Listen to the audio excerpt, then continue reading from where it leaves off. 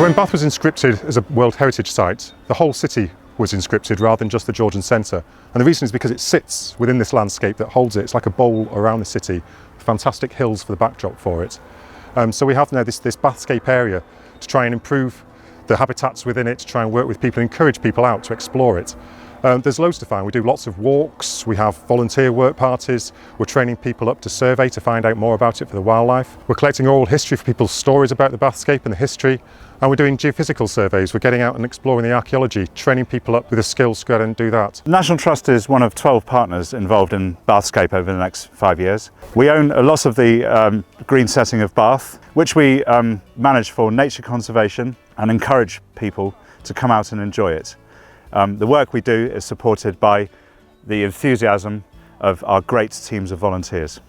I think volunteering, and especially with the National Trust, is so helpful in coping with the stress of everyday life. It just gives you a break. You're doing something completely different, you know, physical work, working with a lovely group of people, and just giving something back to the beautiful city that we live in, you know, so you feel that you're doing some really good work. So this walk is called Where Have All the Flowers Gone? So we're kind of curious about how our urban kind of green spaces might be the last refuge for wildlife and biodiversity because of kind of aggressive agricultural practices. So Bath is a really, really green city, and I think that all the green spaces and little tiny bits of green have a role to play in biodiversity and sequestering carbon and all those kinds of really, really crucial things.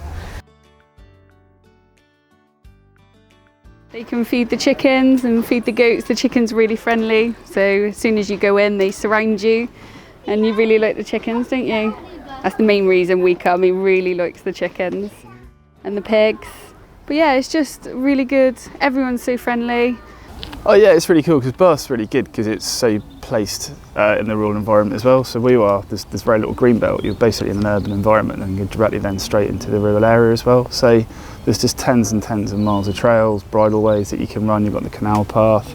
So so somebody likes trail running and that sort of stuff. It's great around here. I love insects and bugs that you see, and even though, you know, I've grown up in the country and I've always kind of seen the country all my life, I still find things that I've not seen before, so I still often end up having to kind of look at kind of a guidebook and see, you know, what is that I've just seen. And sometimes you see things kind of out of sync and you think that's a bit unusual, and it's just there's a kind of magic about nature, and it's just lovely being outdoors. It also feels really healthy as well, and kind of all that fresh air. So there's lots of ways to get involved with the Bathscape. There's coming out on some of our walks, on our events. They're all free.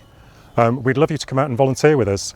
We have National Trust volunteers coming out, we have them across the city, other volunteers from different organisations, and joining us to help to protect the Bathscape.